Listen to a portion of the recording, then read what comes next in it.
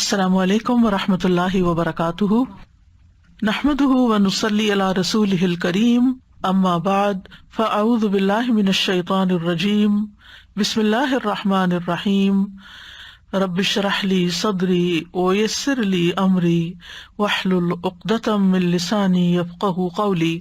وَإِذَا سَأَلَكَ عِبَادِي عَنِّي فَإِنِّي قَرِيبٌ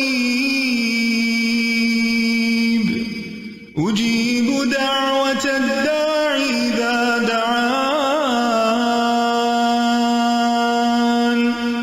فَلْيَسْتَجِيبُوا لِي وَلْيُؤْمِنُوا بِي لَعَلَّهُمْ يَرْشُدُونَ۔ اور جب میرے بندے آپ سے میرے بارے میں سوال کریں تو کہہ دیجئے، بے شک میں قریب ہوں، میں پکارنے والے کی پکار کا جواب دیتا ہوں جب وہ مجھے پکارے۔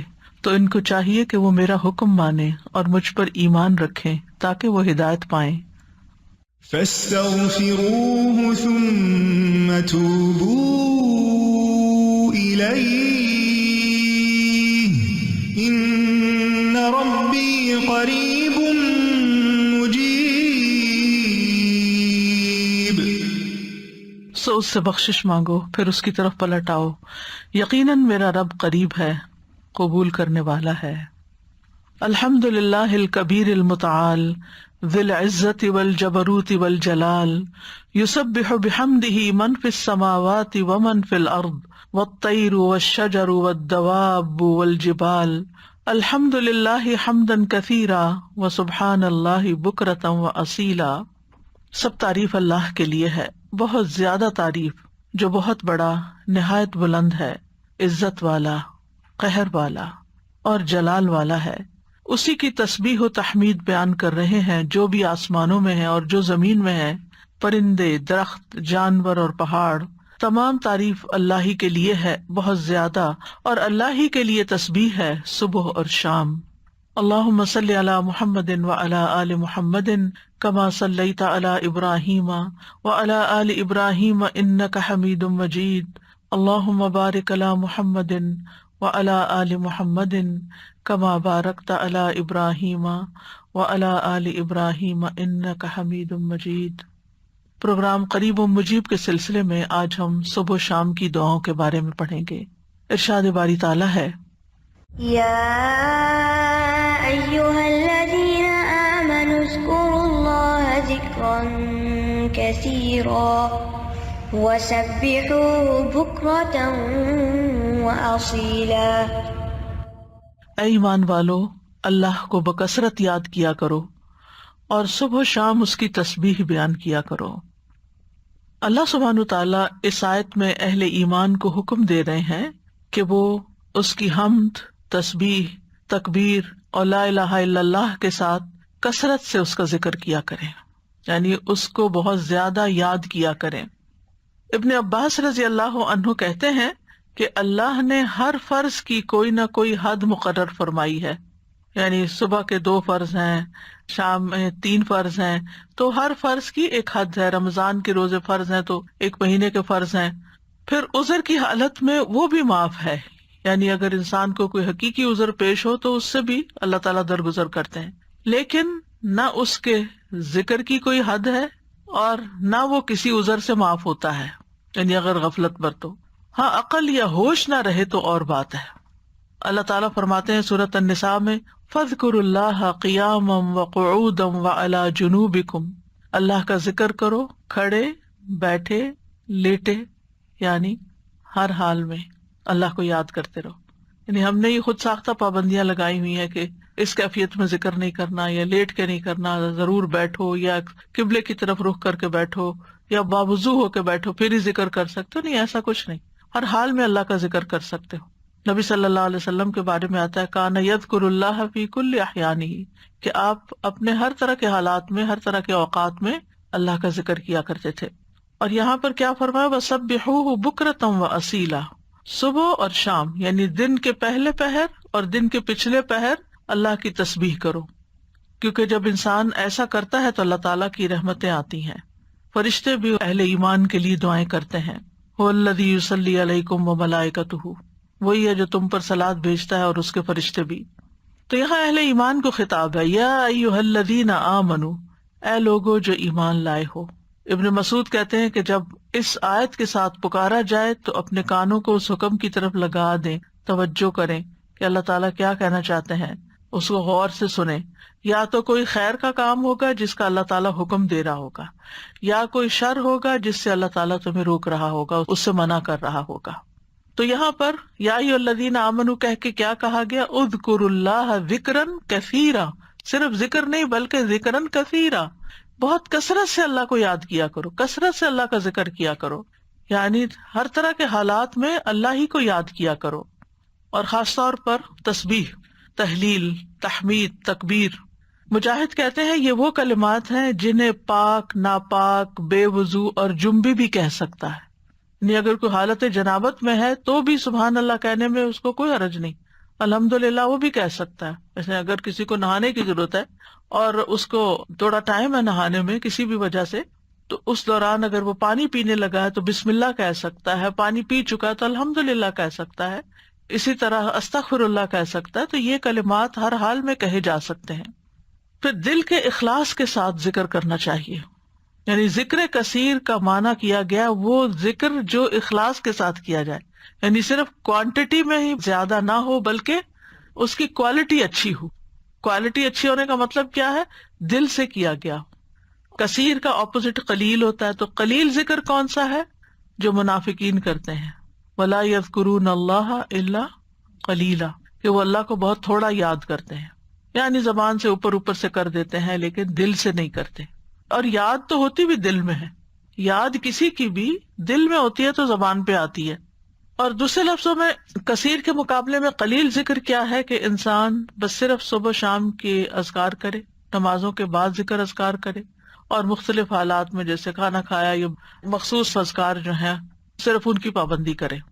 لیکن ذکر کثیر اس کے برعکس کیا ہے کہ انسان ان خاص مواقع کے علاوہ بھی ہر حال میں اللہ کو یاد کرتا رہے، اللہ کی یاد اس کے دل میں تازہ رہے۔ اور یہ ایک ایسا عمل ہے، یعنی ایک ایسی عبادت ہے کہ اس پر عمل کرنے والا آرام کی حالت میں بھی، لیٹے ہوئے بھی، بیٹھے ہوئے بھی، چلتے پھرتے اللہ تعالیٰ کو یاد کر سکتا ہے۔ یعنی باقی کام کرنے کے لیے جیسے نماز ہے یا قرآن ہے تو اس کے لیے پھر آپ کو ایک ایفرٹ کرنی پڑتی ہے۔ خالی سبحان اللہ، الحمدللہ، اللہ اکبر پڑھنے میں تو آپ کو کوئی ایفرٹ بھی نہیں کرنی، صرف زبان ہلانی ہوتی ہے۔ اور انسان اگر اس چیز کا عادی ہو جائے اللہ کے ذکر کا تو پھر اس کی زبان بری باتوں سے بھی پاک رہتی ہے اور اس کی زبان سے اچھے الفاظ ہی نکلتے ہیں۔ اور یہ جو ہم نے اپنے اوپر ایک ڈسپلن کے لیے پابندی لگائی تھی کہ کم از کم 100 دفعہ استغفار دن میں کرنی ہے، کم از کم 100 دفعہ سبحان اللہ پڑھنا، ٹھیک ہے، لیکن اس کا یہ مطلب نہیں کہ 100 دفعہ گنتی پوری ہوگی تو اب اس کے بعد کوئی پابندی لگ گئی ہے، آگے بس دروازہ بند ہے اور اس سے آگے نہیں جا سکتے۔ اتنا تو منیمم کریں ہی، یعنی اپنے آپ کو پابند کریں، کیونکہ جب انسان کسی بھی کام کے لیے اپنا ٹارگٹ سیٹ کر لیتا ہے نا کہ آج دن میں یہ کام میں نے اتنی دفعہ کرنا ہے، یا فلاں اور فلاں کام آپ کی ٹو ڈو لسٹ ہوتی ہے، تو آپ پھر اس کو چیک کرتے رہتے ہیں کہ ہاں یہ کام ہو گئے۔ اور اگر آپ نے کوئی ٹارگٹ نہیں سیٹ کیا ہوا، ہاں میں کروں گی، تو پھر وہ کام نہیں ہو پاتا۔ تو اس لیے انسان کو اپنے لیے ٹارگٹ رکھنے چاہیے، جتنے بھی آسانی سے رکھ سکے، 100 دفعہ 200 دفعہ کچھ بھی، لیکن اس کے علاوہ بھی کھلا بھی ضرور پڑھنا چاہیے، اور یہاں اسی کی طرف توجہ دلائی گئی ہے۔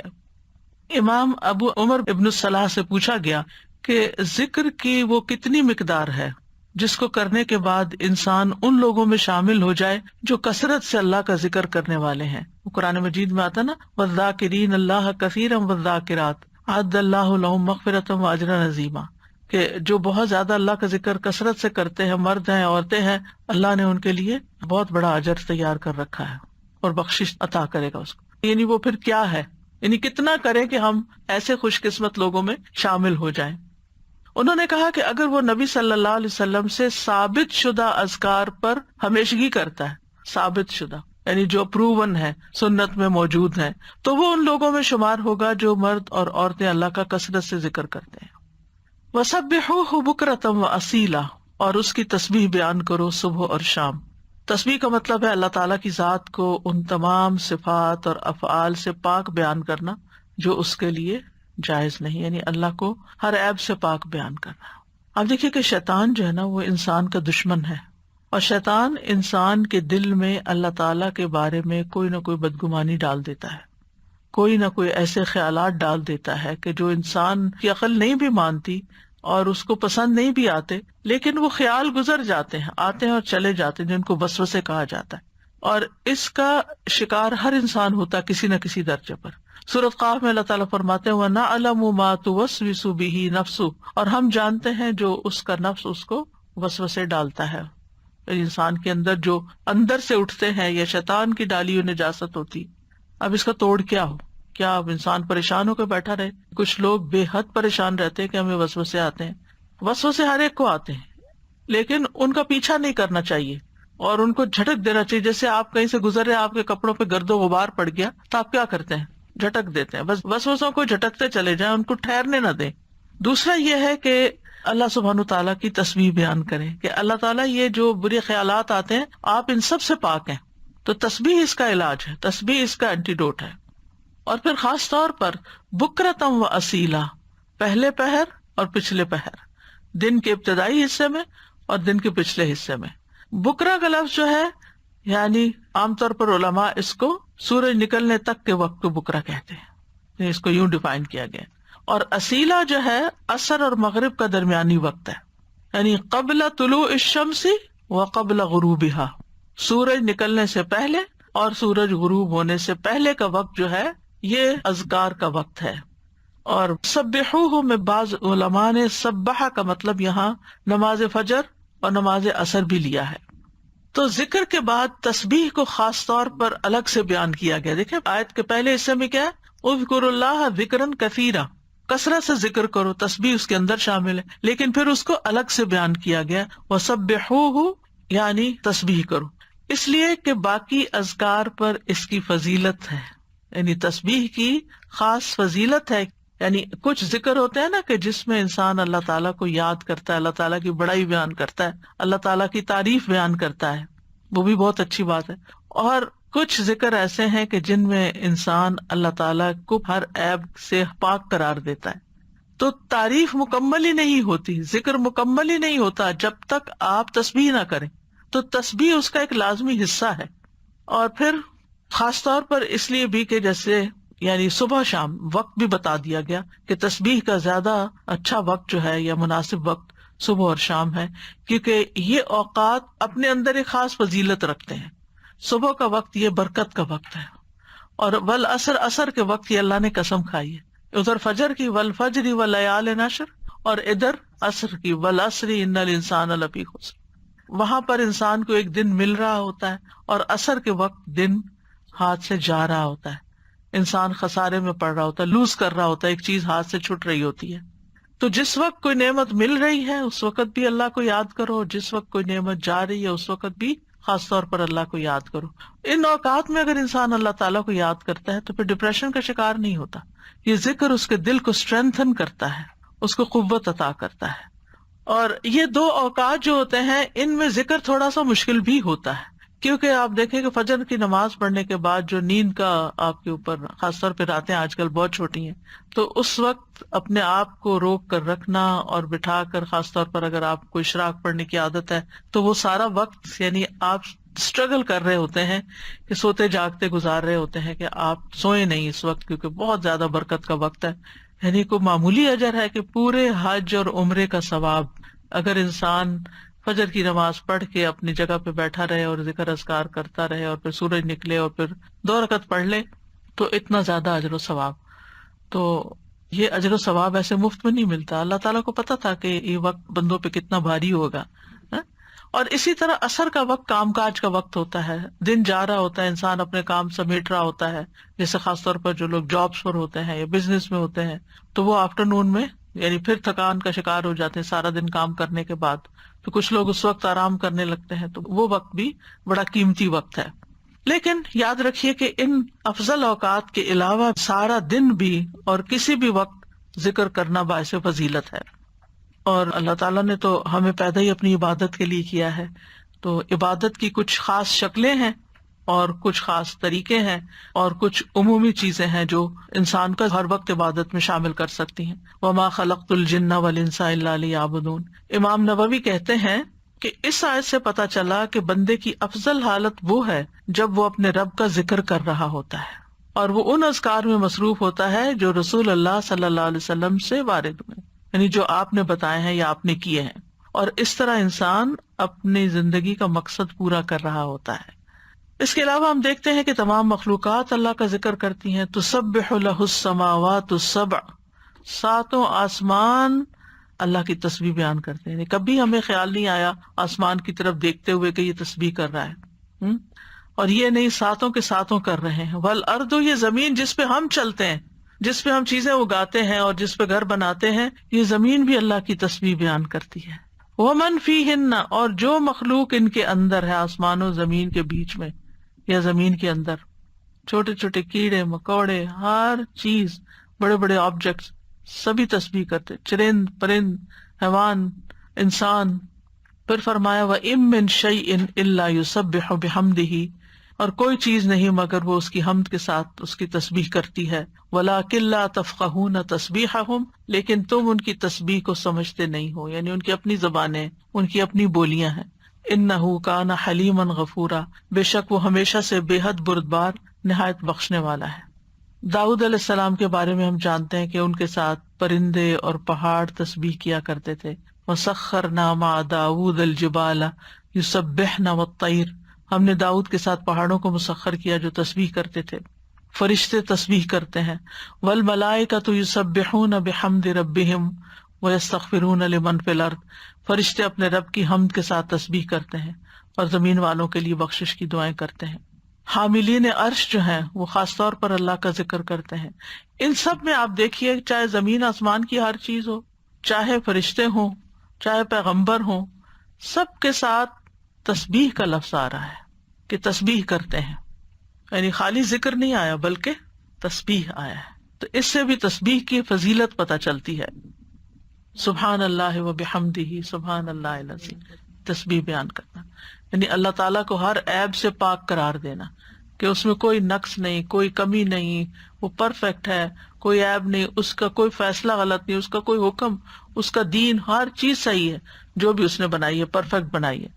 تو الذین یحملون العرش ومن حولہ یسبحون بحمد ربہم، جو فرشتے عرش اٹھائے ہوئے ہیں اور جو اس کے ارد گرد ہیں، سب اپنے پروردگار کی حمد کے ساتھ اس کی تسبیح کر رہے ہیں، یعنی سارے کے سارے تسبیح کرتے ہیں. اور جہاں تک ذکر کا تعلق ہے تو قرآن مجید میں ذکر کا لفظ بھی آتا ہے، یعنی عمومی ذکر، تسبیح کے علاوہ جو بھی ذکر ہو، اللہ اکبر ہو، الحمدللہ ہو، لا الہ الا اللہ ہو، یا اور جو اذکار ہمیں بتائے گئے صبح شام کے. تو دیکھیے کہ مومنوں کی جو مختلف صفات بیان ہوئی ہیں ان میں صرف ذکر کے ساتھ کثرت کا لفظ آیا ہے.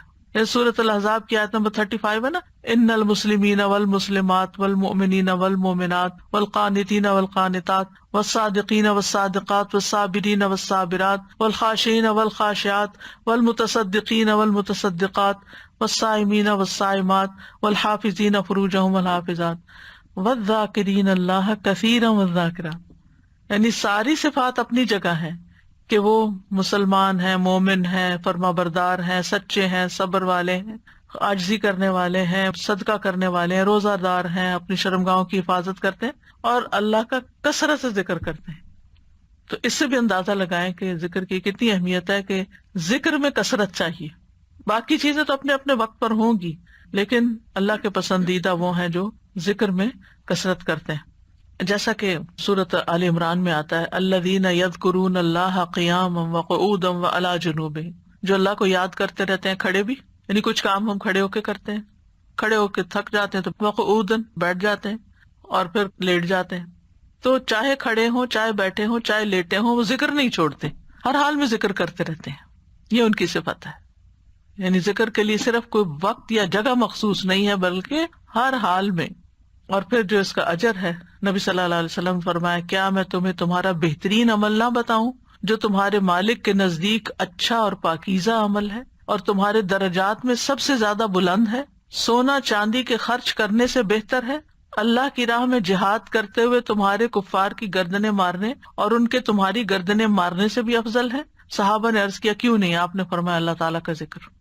یعنی بعض اوقات انسان سوچتا ہے نا کہ میں تو کچھ کر نہیں پا رہا، لوگ تو بڑے بڑے نیکی کے کام کر جاتے ہیں، اتنے مالدار ہیں، وہ اتنا صدقہ خیرات کرتے ہیں. خاص طور پر انسان جب ایسی چیریٹیز کے بارے میں سنتا ہے جو لوگ بہت آگے بہت بڑے بڑے کام کرتے ہیں، تو انسان سوچتا ہے کہ میرے پاس تو کچھ ہے ہی نہیں کرنے کے لیے، میں تو ان کے برابر کبھی آ ہی نہیں سکتا. کچھ لوگ ہر سال حج عمرے پہ چلے جاتے ہیں، انسان سوچتا ہے میں تو یہ بھی نہیں کر سکتا. اسی طرح کچھ لوگ اور بڑے بڑے کام کر رہے ہوتے ہیں، خدمت خلق کے بڑے کام کر رہے ہوتے ہیں. آپ کبھی کبھی پڑھتے ہیں نا کہ مخصوص شخصیات کے بارے میں، اس نے اتنے ہزار لوگوں کو مسلمان کیا، انسان سر پکڑ کے بیٹھ جاتا ہے کہ ہم نے تو ایک کو بھی نہیں شاید کیا. تو اسی طرح فلاں شخص نے اتنے 100 مسجدیں افریقہ میں بنوا دی، کہتے ہم نے کیا کیا؟ تو اپنا بہت ہی چھوٹا لگتا ہے بھی چھوٹا، ایسا کچھ نہیں. لیکن اس وقت کیا چیز انسان کو حوصلہ دلاتی ہے کہ پھر اگر ہمارے یہ وسائل نہیں ہیں یا ہم یہ نہیں کر سکے، خواہ ہماری طلب تھی کہ ہم یہ کر سکیں. کچھ کام ہوتے ہیں جو انسان کے ڈریمز ہوتے ہیں، کاش میں زندگی میں یہ کر لوں، لیکن پھر بھی نہیں، حالات اجازت دیتے، وسائل نہیں ہوتے. لیکن ذکر کر کے آپ ان ساری چیزوں سے آگے نکل سکتے ہیں، کیونکہ جو لوگ بڑے بڑے کام کرتے ہیں ان کے ساتھ بڑے خطرات بھی ہوتے ہیں کہ کبھی کسی وقت دل میں ریاکاری آ جائے، کسی وقت دل میں تکبر آ جائے، لوگ تعریف کر کر کے دماغ خراب کر دیں. تو جو چپکے سے بیٹھ کے کہیں نہ کہیں اپنے کام کاج میں لگا ہوا ذکر کر رہا ہے، اس کا تو کسی کو پتہ ہی نہیں کہ وہ کیا کر رہا ہے، وہ کتنے خزانے جمع کر رہا ہے. تو اس لیے جو چیز ہمارے ہاتھ میں ہے ہم اس کو تو گریب کریں، اس اپرچونٹی کو تو نہ جانے دیں، اس وقت کو تو نہ ضائع کریں، اس میں تو ہمارا کچھ بھی خرچ نہیں ہوتا. اور نبی صلی اللہ علیہ وسلم نے یہ بھی فرمایا، صحیح مسلم میں ہے، سبق المفردون قالوا وما المفردون یا رسول اللہ قال الذاکرون اللہ کثیرا والذاکرات. اچھا یہاں نوٹ کریں کہ ذکر کرنے والوں میں عورتوں کے نام بھی ساتھ ساتھ ہیں، کہ یہ صرف مردوں کے لیے نہیں ہے، عورتیں بھی اس میں شامل ہیں. نبی صلی اللہ علیہ وسلم نے فرمایا مفردون سبقت لے گئے، آگے چلے گئے، سابقون بن گئے. صحابہ نے پوچھا اللہ کے رسول مفردون کون ہے؟ آپ نے فرمایا اللہ کا بہت زیادہ ذکر کرنے والے مرد اور عورتیں، یہ مفردون ہیں جو اللہ کے قریب ہو گئے. تو ذکر ایک ایسی چیز ہے کہ جو انسان کو اللہ کا قرب عطا کرتا ہے، اور بھی بے شمار فائدے ہیں. جہاں تک صبح شام کے اذکار کا تعلق ہے تو سورۃ غافر میں آتا ہے، نبی صلی اللہ علیہ وسلم کو ارشاد ہے وَسَبِّحْ بِحَمْدِ رَبِّكَ بِالْعَشِيِّ وَالْإِبْكَارِ، اور صبح اور شام اپنے رب کی حمد کے ساتھ اس کی تسبیح کیجیے. یہ ڈائریکٹ حکم ہے. جو پہلے آیت میں نے آپ کو سنوائی تھی اس میں بھی حکم ہے صبح شام کا، اور یہاں بھی ابکار کا لفظ ہے، وہاں بکرا کا ہے، یہاں ابکار کا لفظ ہے، عشی والابکار، یعنی روٹ ایک ہی ہے لیکن تھوڑا سا تبدیل ہو گیا ہے. سورۃ طٰہٰ میں بھی آتا ہے فاصبر علی ما یقولون وسبح بحمد ربک قبل طلوع الشمس وقبل غروبها ومن آناء اللیل فسبح واطراف النہار لعلک ترضی. سو ان باتوں پہ صبر کیجیے جو وہ کہہ رہے ہیں، اور سورج طلوع ہونے سے پہلے اور اس کے غروب ہونے سے پہلے اپنے رب کی حمد کے ساتھ تسبیح کیجیے. تو تسبیح کا خاص وقت جو ہے، ویسے تو سارا دن کر سکتے ہیں، خاص اوقات یہ بتائے جا رہے ہیں جو قرآن میں خود بتا دیے گئے. اور رات کے کچھ اوقات میں بھی بس اس کی تسبیح کیجیے. رات کے کچھ اوقات میں، جیسے حضرت فاطمہ رضی اللہ تعالیٰ عنہا کو نبی صلی اللہ علیہ وسلم نے تھکاوٹ کا علاج کیا بتایا تھا؟ تسبیحات. تو اپنا آخری کام تسبیح کیا کیجیے. نبی صلی اللہ علیہ وسلم خود بھی یعنی جب تک نیند نہیں آتی تھی تسبیح ہی کیا کرتے تھے. اور رات کے کچھ اوقات میں بھی بس تسبیح کیجیے، اور دن کے کناروں میں، تاکہ آپ خوش ہو جائیں. تو اس سے کیا پتہ چلتا ہے؟ یہ خوش ہونے کا نسخہ ہے، خوش ہونے کا راز ہے، اس میں خوشی حاصل کرنے کا ذریعہ ہے. یعنی اگر آپ چاہتے ہیں کہ آپ کا دل مطمئن ہو، خوش ہو، تو آپ کو ان اوقات میں لازماً تسبیح کرنی چاہیے. اور جو ان اوقات میں تسبیح نہیں کرتے وہ غافلین میں شمار ہوتے ہیں، کیونکہ اللہ تعالیٰ فرماتے ہیں وَاذْكُر رَبَّكَ فِي نَفْسِكَ تَضَرُّعًا وَخِيفَةً وَدُونَ الْجَهْرِ مِنَ الْقَوْلِ بِالْغُدُوِّ وَالْآصَالِ وَلَا تَكُن مِنَ الْغَافِلِينَ. اور اپنے رب کا ذکر کیجیے اپنے دل میں عاجزی اور خوف سے، بغیر بلند آواز کیے، چپکے چپکے، دل ہی دل میں، صبح اور شام کے وقت، اور آپ غافلوں میں سے نہ ہونا. یعنی جو ان اوقات میں تسبیح نہیں کرتے، ذکر نہیں کرتے، پھر وہ غافل شمار ہوتے ہیں. اور خاص طور پر اس وقت میں جو تھوڑا سا بھی ذکر کیا جاتا ہے اس کا اجر بہت زیادہ ہے. رسول اللہ صلی اللہ علیہ وسلم نے فرمایا جو لوگ نماز فجر سے سورج نکلنے تک اللہ کا ذکر کریں، مجھے ان کے ساتھ بیٹھے رہنا زیادہ پسند ہے. کیونکہ نبی صلی اللہ علیہ وسلم کو حکم دیا گیا تھا نا، وَاصْبِرْ نَفْسَكَ مَعَ الَّذِينَ يَدْعُونَ رَبَّهُمْ بالغداۃ والعشی یریدون وجہہ، آپ ان لوگوں کے ساتھ رہیے، ان کے ساتھ بیٹھیے جو اپنے رب کو صبح شام پکارتے ہیں، اور ان سے اپنی نگاہیں نہ پھیریے۔ تو آپ نے فرمایا مجھے ان کے ساتھ بیٹھے رہنا زیادہ پسند ہے بنسبت اس کے کہ میں اولاد اسماعیل سے 4 غلام آزاد کروں۔ ایک وہ نیکی ہے اور ایک ایسے لوگوں کی کمپنی میں بیٹھنا جو اس وقت اللہ کا ذکر کرتے ہیں، اور میں ایسے لوگوں کے ساتھ بیٹھا رہوں جو نماز عصر سے سورج غروب ہونے تک اللہ کا ذکر کرے، یہ زیادہ پسندیدہ ہے اس سے کہ 4 غلام آزاد کروں۔ تو نماز عصر کے بعد کا وقت بھی صرف جمعے کا دن نہیں، کیونکہ ہم عام طور پر جمعے کے دن پھر بھی تھوڑا سا بہتر کر لیتے ہیں، لیکن عام دنوں میں ہم اس وقت کو دھیان نہیں کرتے۔ ٹھیک ہے، اگر اس وقت میں آپ کے کچھ مخصوص کام ہے گھر کے، یا واک کا وقت ہے، یا کوئی بھی، تو اس وقت کی برکت کی وجہ سے کہ یہ ذکر کا خاص وقت ہے۔ اور آپ نے یہ بھی دیکھا ہوگا کہ پرندے بھی صبح کے وقت سورج نکلنے تک چہچہا رہے ہوتے ہیں، اور پھر اس کے بعد جب چڑیا اپنے گھونسلوں کو جاتی ہیں اور جو ہی سورج غروب ہو جاتا ہے تو خاموشی سے سونے لگتی ہیں۔ تو یہ اوقات بھی یعنی ایک نیچرل تسبیح کے اوقات ہیں۔ اور ابھی آگے بھی وہ ذکر آئے گا، تسبیح آئے گی جو آپ نے حضرت جویریہ رضی اللہ تعالیٰ عنہا کو سکھائی تھی، وہ بھی انہی اوقات میں پڑھنے کی تسبیح ہے۔ اور صبح کے وقت ذکر کرنے سے شیطان کی گرہیں کھل جاتی ہیں انسان سے۔ جب انسان صبح کے وقت اٹھتا ہے اور پھر وضو کرتا ہے، نماز پڑھ لیتا ہے، ذکر کر لیتا ہے، تو حشاش بشاش خوش مزاج ہوتا ہے، ورنہ سستی ہوتی ہے اس کو۔ پھر اسی طرح یہ ہے، رسول اللہ صلی اللہ علیہ وسلم نے فرمایا بنی آدم کے ہر انسان کو 360 جوڑوں پر پیدا کیا گیا ہے، اس کے جسم میں 360 جوڑ لگے ہوئے ہیں۔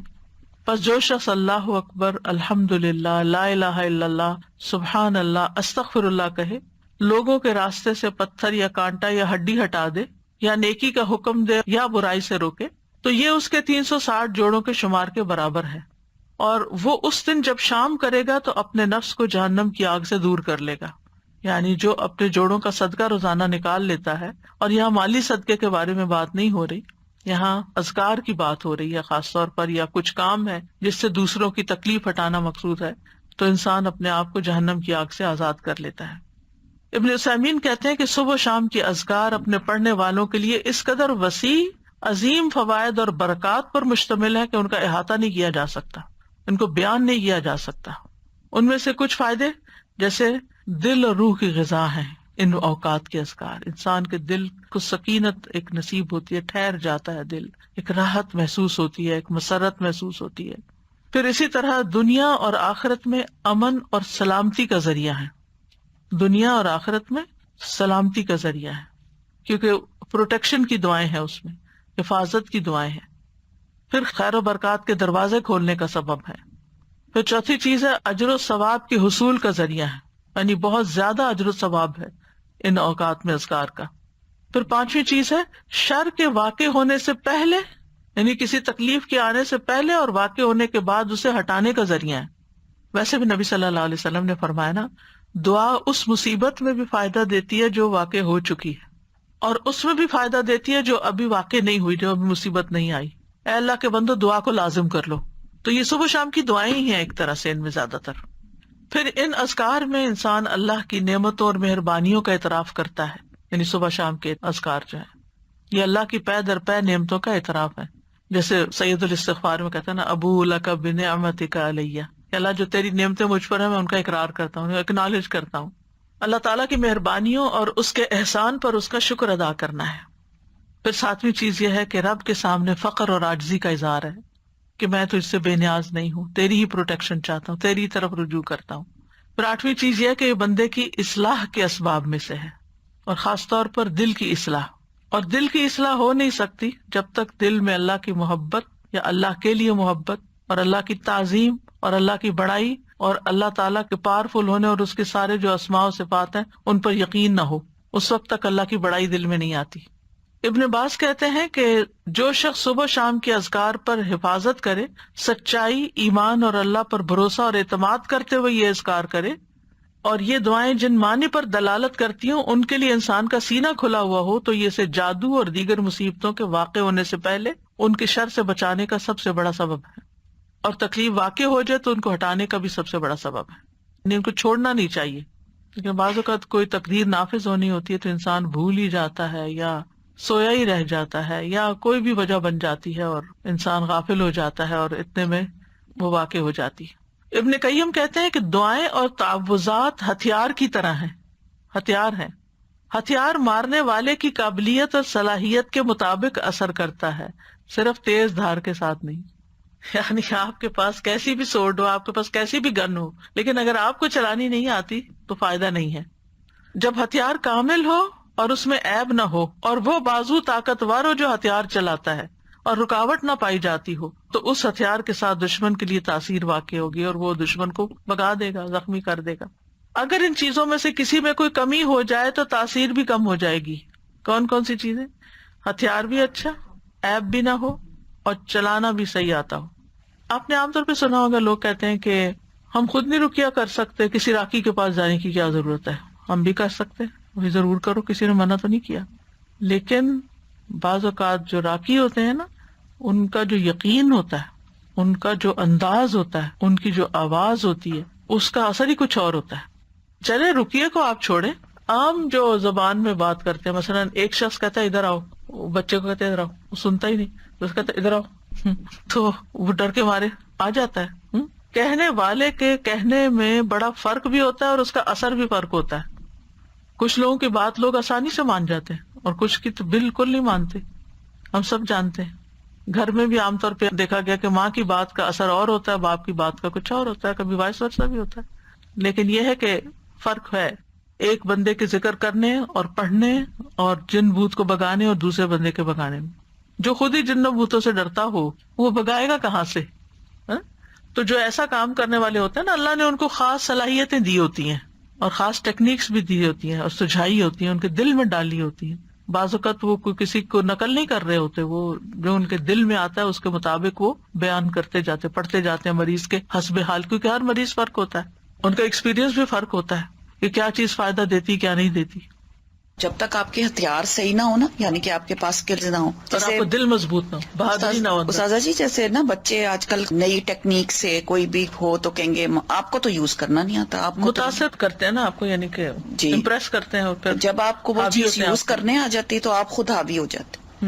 اور اسی طرح ہی جب آپ کو پتا ہوتا ہے کہ آپ نے ہتھیار کیسے یوز کرنا ہے تو پھر آپ کی پاورز اور قسم کی ہوتی ہیں، بالکل۔ اور یہی وہ طاقت اور وہ پاور ہے جس سے آپ نا شیطان کو بھگا سکتے ہیں۔ اور میں کہتی ہوں نا حضرت عمر رضی اللہ عنہ سے کیوں شیطان ڈرتا تھا، تو ان کے اندر وہ پاورز تھیں۔ بالکل۔ سبحان اللہ۔ کبھی کبھی ایسا ہوتا ہے نا کہ آپ بالکل گھر میں اکیلے ہوتے ہیں، اندھیرا یا کوئی ایسی چیز ہوتی ہے، تو انسان کے دل میں ایک دم خیال آتا ہے کہ یہاں کوئی ایسی چیز نہ ہو، تو آپ یوں کہہ کر اور آنکھیں کھول لیا کریں، اچھا کیا ہے، اگر کوئی ہوگی تو کیا ہوگا۔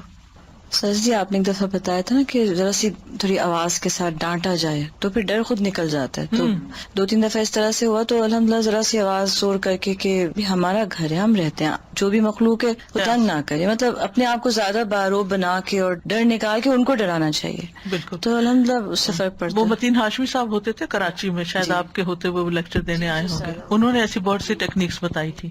وہ جنات کا علاج کرتے تھے اور ان کی آواز بھی اتنی ٹھہری ہوئی تھی، کوئی غصہ بھی نہیں کرتے تھے، کچھ نہیں۔ تو وہ کہتے تھے کہ جہاں کوئی ایسا مسئلہ ہو تو میں جا کے کہتا ہوں کہ دیکھیں ہم اشرف المخلوقات ہیں، ہم انسان ہیں اور آپ کا کوئی حق نہیں یہاں رہنے کا، میں آپ کو حکم دیتا ہوں یہاں سے چلے جائیں، اور وہ چلے جاتے تھے۔ تو بہرحال یہ تعوذات جو ہیں اور صبح شام کے اذکار جو ہیں، یا تو شر کے اسباب کو واقع ہونے سے روک دیتے ہیں، یا پھر وہ ان کے درمیان اور ان کی کامل تاثیر کے درمیان رکاوٹ بن جاتے ہیں، اسباب اور اثر کے بیچ میں رکاوٹ بن، یعنی وہ چیز آ تو رہی ہوتی ہے مگر اس کا اثر جلد ختم ہو جاتی ہے، اور جتنا تعوذ کبھی ہوگا اتنا ہی اثر بھی کبھی ہوگا۔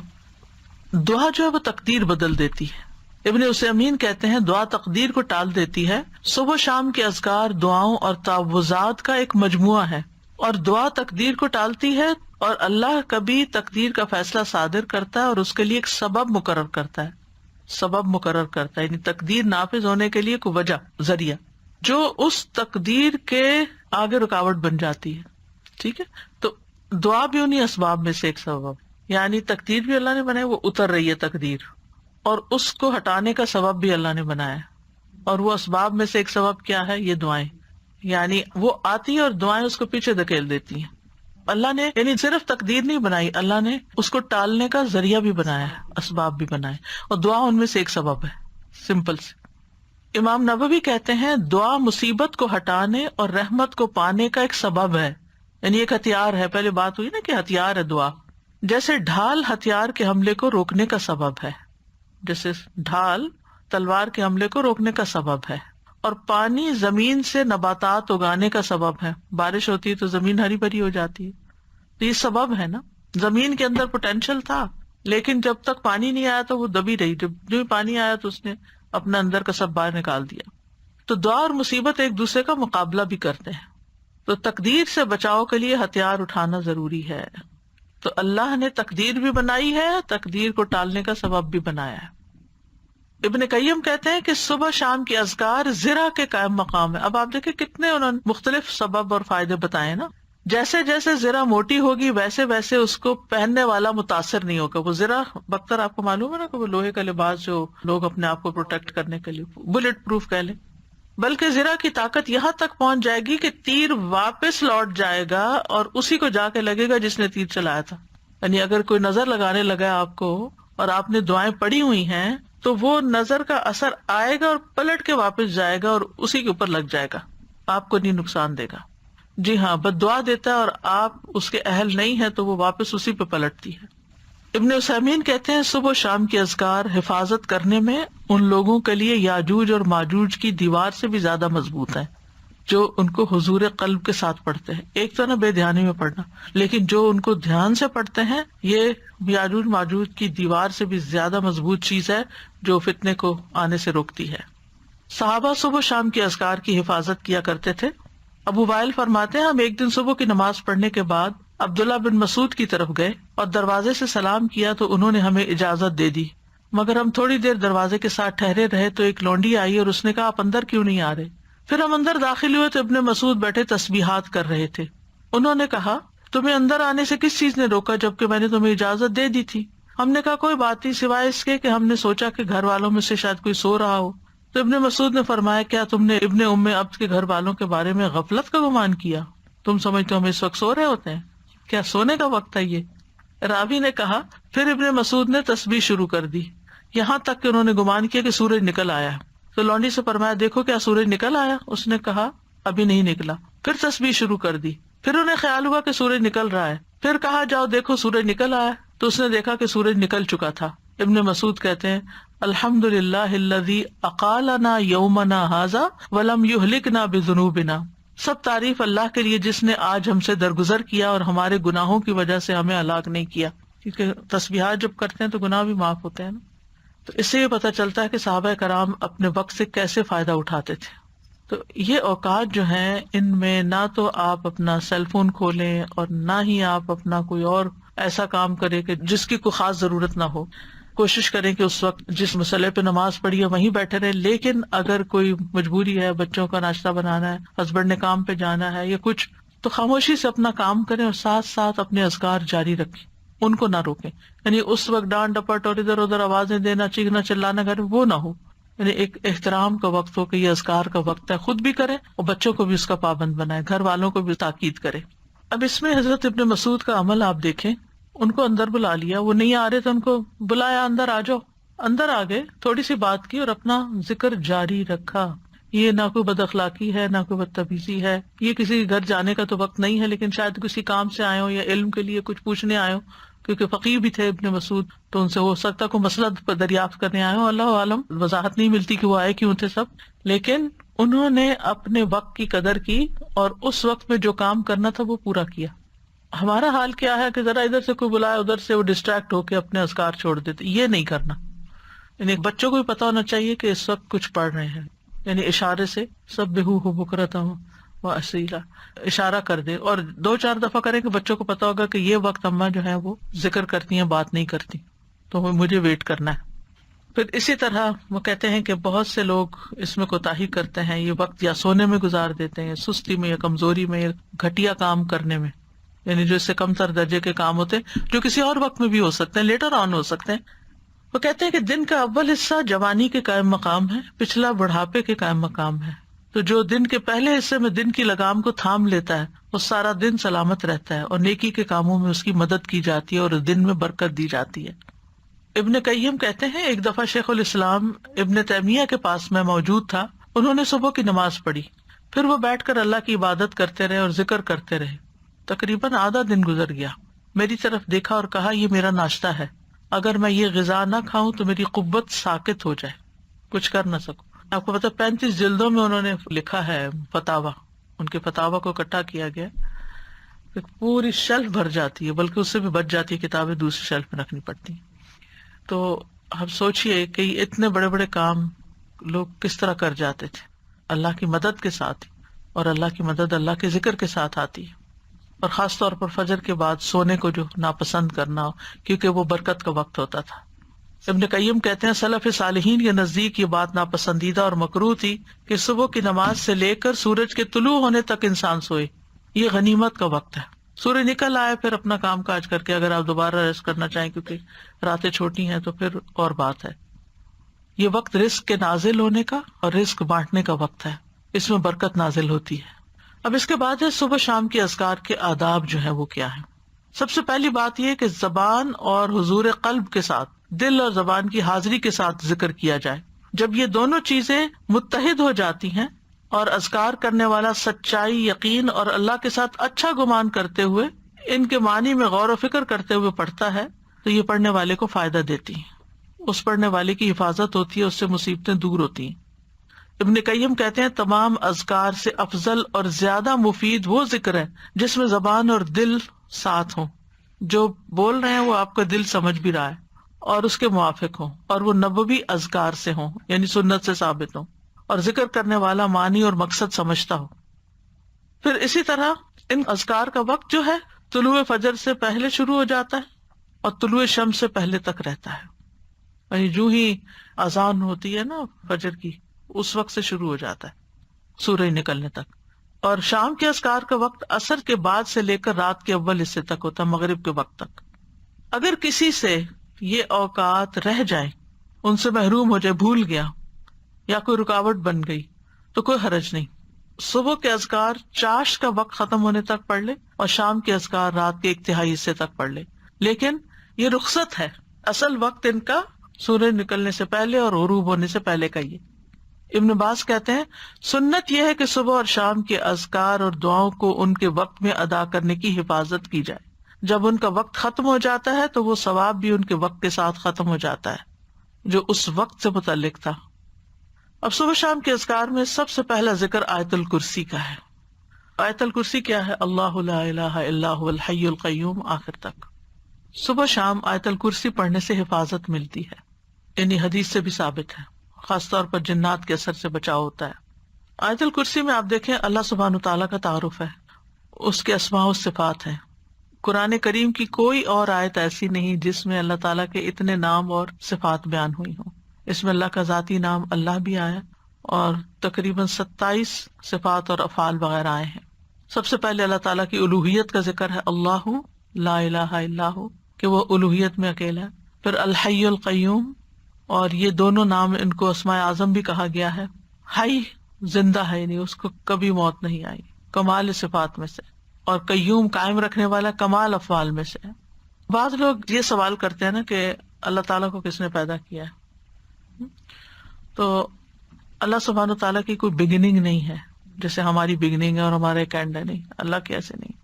اس میں آپ دیکھیے کہ ٹائم کا کریٹر اللہ ہے، تو جب ٹائم ہی نہیں تھا تب بھی اللہ ہے۔ یہ مہینے اور سال کس نے بنائے، اور ان کی نشاندہی کس سے ہوتی؟ سورج سے۔ تو ایک وقت تھا کہ سورج نہیں تھا، دن اور رات نہیں تھے، مہینے اور سال نہیں تھے، اللہ تعالیٰ اس وقت بھی موجود تھا۔ هو الاول، وہی اول ہے، والآخر والظاہر والباطن۔ تو اس لیے اللہ سبحانہ تعالیٰ کو پہچاننا ضروری ہے، اس کو جاننا ضروری ہے، اور اس پہچان اور جان کے ساتھ اگر آپ پھر ذکر کرتے ہیں تو اس کا اثر ہی کچھ اور ہوتا ہے۔ آیت الکرسی بہت پاورفل آیت ہے، اس کے پاور کی وجہ کیا ہے؟ اس میں اللہ تعالیٰ کے نام اور صفات بیان ہوئے ہیں۔ لا تأخذہ سنۃ ولا نوم، نہ اس کو نیند آتی ہے نہ اونگ آتی ہے، ہلکی نیند بھی نہیں آتی، گہری نیند آتی ہی نہیں ہے۔ پھر ہر چیز کا مالک ہے، لہو ما فی السماوات و ما فی الارض، ہر چیز اسی کی ہے، ہر چیز اسی کے کنٹرول میں ہے۔ من ذا الذی یشفع عندہ الا باذنہ، کوئی اس کے ہاں سفارش بھی نہیں کر سکتا، اس کی جرات بھی نہیں کر سکتا مگر جس کو وہ خود اجازت دے، یعنی پورا پورا کنٹرول، اقتدار سب اسی کا ہے۔ یعلم ما بین ایدیہم وما خلفہم، اس میں اللہ تعالیٰ کے وسیع علم کی خبر دی گئی ہے کہ اللہ تعالیٰ بندوں کا ماضی مستقبل ہر چیز جانتا ہے. بندے اپنے بارے میں سب کچھ نہیں جانتے، اور جو جانتے ہیں وہ بھی ان کو یاد نہیں ہوتا. پچھلے دنوں کسی نے ایک نوٹ بھیجا، اس میں لکھا کہ جب آپ یونیورسٹی میں پڑھاتی تھی تو اس وقت الہدیٰ نہیں بنا تھا، تو میں ایک دن آپ کی کلاس اٹینڈ کرنے کے لیے گئی، تو آپ نے سنن نبی داؤد میں سے فلاں چیپٹر پڑھایا اور آپ سے اسٹوڈنٹ نے یہ سوال کیا اور آپ پیپر دے کے ان کے اوپر ڈسکس کریں. میرے کسی حافظے میں ہے ہی نہیں کچھ، مجھے بالکل یاد نہیں کہ ایک اسٹوڈنٹ نے آپ سے یہ سوال کیا تھا اور آپ نے اس کا یہ جواب دیا تھا، کچھ بھی یاد نہیں. ہمارا اپنے بارے میں یہ حال ہے کہ ہم اپنے آپ کو نہیں جانتے. ہم جو کچھ کر چکے ہم نہیں جانتے کہ ہم نے زندگی میں کیا کچھ کیا، تو ہم کسی اور کے بارے میں تو کیا جانیں گے. لیکن اللہ سب کچھ جانتا ہے. یعلم ما بین ایدیہم، جو فیوچر میں ان کے آگے آ رہا ہے، وما خلفہم، جو پیچھے گزر چکا ہے، سب پتا ہے اس کو. یہ اس کے وسیع علم کی ایک جھلک ہے. باقی ہر چیز کے بارے میں جو کچھ وہ جانتا ہے، وہ تو کوئی ایک پتا نہیں گرتا مگر وہ اس کو جانتا ہے. خشکی میں، سمندر میں، آسمانوں میں، زمین میں، کسی پتھر کے اندر ایک دانہ بھی چھپا ہوا تو مثقال ذرۃ فی السماء والارض ولا یحیطون بشیء من علمہ الا بما شاء. اور جو اس کا علم ہے اس میں سے کوئی اس کے علم کا احاطہ ہی نہیں کر سکتا مگر جتنا وہ چاہتا ہے. یعنی اس کے علم کا بہت تھوڑا حصہ انسانوں کو ملا. جیسے خضر اور موسیٰ علیہ السلام کے واقعے میں آتا ہے نا کہ وہ جب کشتی میں بیٹھے تو ایک چڑیا نے پانی کی چونچ میں لیا تھا کہ بندوں کا علم اللہ کے علم کے مقابلے میں ایسا ہی ہے جیسے چڑیا کی چونچ میں پانی اس سمندر کے مقابلے میں. وہ ساری مخلوق کا علم اتنا سا ہے، بس اس پر تو پھر ہم بھروسہ کرتے ہیں، اس علم کے اوپر ہم فخر کرتے ہیں، اور جو اللہ کا علم ہے اس کی طرف کبھی توجہ ہی نہیں کی. وسع کرسیہ السماوات والارض. اللہ کی عظمت کے ساتھ ساتھ اس کی مخلوقات کی عظمت کو بیان کیا گیا. یہاں کرسی جو اللہ کی مخلوقات میں سے ایک مخلوق ہے، وہ آسمان و زمین پہ چھائی ہوئی ہے، ہر چیز کو انکمپس کیے ہوئے. پھر جو اس کا بنانے والا ہے اس کی عظمت کیا ہوگی. اور کرسی جو ہے وہ رب تعالیٰ کے دونوں قدموں کی جگہ ہے. استاذہ جی مجھے خیال آ رہا تھا کہ اللہ سبحانہ تعالیٰ کے بارے میں اللہ سبحانہ تعالیٰ کے بھیجے ہوئے علم سے استفادہ کرنا یہ کتنی زیادہ ایک آنرڈ چیز ہے. تو ہم خود بھی اس آنر کو آنر نہیں کرتے، کیونکہ آپ دیکھیں کہ کوئی سمر سے یا کوئی پچھلے سال سے آپ کسی سے ملتے ہیں نا، کہتے ہیں اچھا ہم یہ فلاں یونیورسٹی کا یا آن لائن کورس کیا یا ہم نے یہ کیا یا ہم یہ کیا، تو آپ کیا کریں؟ نہیں، ہم تو بس لسنر بن کے یہاں کلاس اٹینڈ کر رہے ہوتے. We don't even honour this knowledge that has come from اللہ سبحانہ تعالیٰ کمپیئر ٹو کہ ایک چھوٹا سا کوئی سرٹیفکیٹ کورس، کوئی ٹیک کا کوئی کچھ کر دیا. ٹھیک ہے وہ بھی علم نافع ہوگا، لیکن اس کا فائدہ سامنے نظر آ رہا ہے نا، اس کا فائدہ جمع ہو رہا ہے، ابھی نظر نہیں آ رہا. جی تو بس یہ ہماری ویکنس ہوتی ہے کہ جو چیز ہمیں نظر آتی ہے ہم اس کو زیادہ ویلیو کرتے ہیں بنسبت اس کے کہ جو نظر نہیں آتی. سادہ جی پڑھنے اور نہ پڑھنے میں بھی بہت فرق نظر آتا ہے کہ جس دن نہیں پڑھتے، جس دن نہیں اٹینڈ کرتے، آن لائن ہوتے ہیں اور آن کیمپس ہوتے ہیں، اس کا بھی بہت فرق نظر آتا ہے. آپ کو روشنی ایسی ملتی ہے اور جس دن آپ نہیں پڑھتے اس دن آپ کو اندھیرا سا، سستی سی. And there are so many things I can tell. جیسے سورج نکلنے والا دن اور بادلوں والا دن ہوتا ہے نا، بالکل ایسا ہوتے تو دونوں دن ہیں. ولا یعودہ حفظہما، اور ان دونوں کی حفاظت اللہ تعالیٰ کو تھکاتی نہیں، بوجھل نہیں کرتی.